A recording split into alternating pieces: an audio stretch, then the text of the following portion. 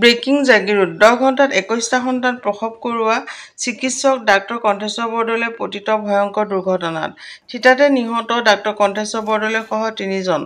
জাগিৰোডত হাহাকাৰ। জাগিৰোডৰ শিলচাঙত পুৱতি নিশা ভয়ংকৰ পথ দুৰ্ঘটনাত থিতাতে নিহত 3জনকৈ লোক।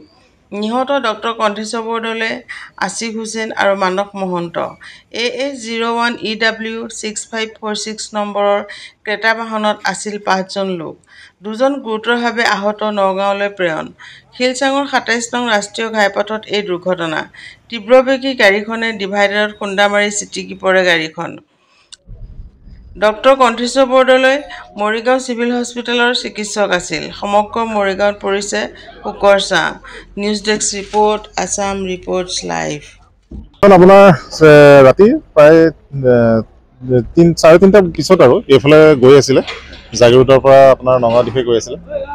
ৰাস্তাৰ ছাইডত ডিভাইডাৰ আছিলে, ডিভাইডাৰত খুন্দা মাৰি পেলাই আমি অনুমান কৰা মতে গাড়ীখন বাগৰি গৈছে, বাগৰি পেলাই চুচৰি গৈছে। স্কিল মাৰ্ক আছে গোটেইখিনি। 5জন মানুহ আছিলে বুলি কৈছে। 2জন নগাঁৱৰ আপোনাৰ কোনোবা ডিউ কেয়াৰ নেকি হস্পিটেল তাত আছে আৰু 3জনটো স্পট ডেথ হ'ল আৰু চিকিৎসক আছিলে বুলি শুনা পাইছোঁ। সেই শিলচাং এৰিয়াত ঘটনা। ঠিক আছে। আমাৰতো এতিয়া হলটো প্ৰেক্ষাগৃহটো কমচে কম আপোনাৰ 7 বছৰ বহি থাকিলে।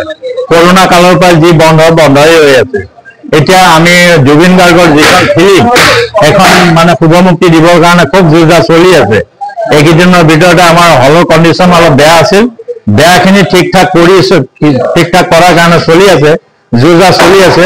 সকলোবিলাক ঠিক ঠাক হোৱাৰ পিছত আমি এটা নিৰ্ধাৰিত ল'ম যে অমুক তাৰিখৰ পৰা আমি মানে পিকচাৰখন ৰিলিজ দিব পাৰোঁ বুলি। তথাপিও আমি চেষ্টা কৰিছোঁ 31 অক্টোবৰত দিবৰ কাৰণে।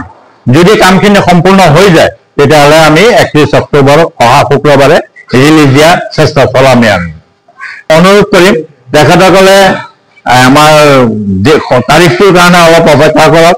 আমাৰ শুভমুক্তি হোৱাৰ লগে লগে আমি সন্মুখত পোষ্টাৰ মাৰি দিম, তাৰিখ দি দিম। তেখেতসকলে আহি কাউণ্টাৰৰ মুখৰ পৰা যাতে লাইন ধৰি টিকেটখিনি গ্ৰহণ কৰে, সেইখিনিয়ে আৰু। অনলাইন ব্যৱস্থা নাই, আমাৰ অফলাইনে হ'ব। যিসকলে চাব খুজিছে তেখেতসকলে খালি আহি পেলাই অলপ আগতীয়াকৈ আহি পেলাই মানে যাতে টিকেটখিনি মানে লয় আৰু বুজিছে। টিকেটৰ প্ৰাইচটো এতিয়াও আমাৰ নিৰ্ধাৰিত হোৱা নাই। তথাপিও আগৰ ৰেটতটো নহ'ব, অলপ বাঢ়িব পাৰে। সেই টিকেটৰ ৰেটটো যিদিনাখনে আমি মানে ৰিলিজ দিম বা মুকলি কৰিম প্ৰেক্ষাগৃহটো, তাৰ আগদিনাখনে আমি টিকেটৰ ৰেটটো বনাই দিম, মানে জনোৱা যাব আৰু সকলো ৰাইজ। খুব সপোন আছিলে, আমাৰো খুব দুখ লাগিছে। তেখেতে ইয়াত আহিবৰ কাৰণে আমাৰ অনাৰ যিজন আছে মালিক, তেখেতৰ লগতো কথা পাতিবৰ কাৰণে খুব চেষ্টা চলাইছিলে, কিন্তু তেখেত আহি নাপালে। আমাৰ খুব দুখ লাগিছে যে তথাপিও আমি চলাবৰ কাৰণে তেখেতৰ নাম লৈ চলাম, তেখেতৰ পিকচাৰখন চলাবৰ কাৰণে খুব যোজা চলাই আছোঁ আমি।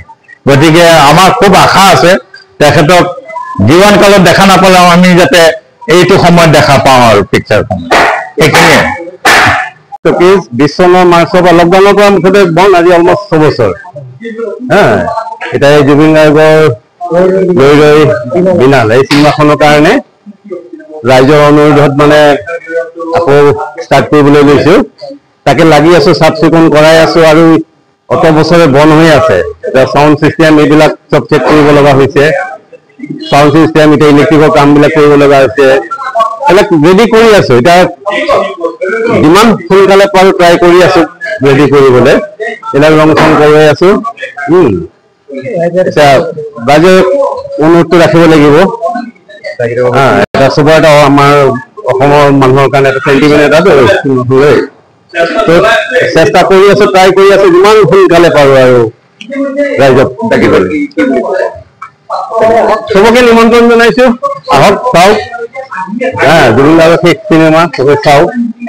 আৰু এনে হেৰি মতেতো খুব ভাল হৈছে বুলি কৈ আছে ন এক্সপাৰ্টবিলাকৰ মতে। আৰু লাষ্ট চিনেমা জুবিন গাৰ্গৰ ইয়াতে আছে, এটা লাষ্ট আমি সেইখিনি চিনেমাখন চাব লাগে চবে। সেয়াই আৰু বাকী ৰেডি।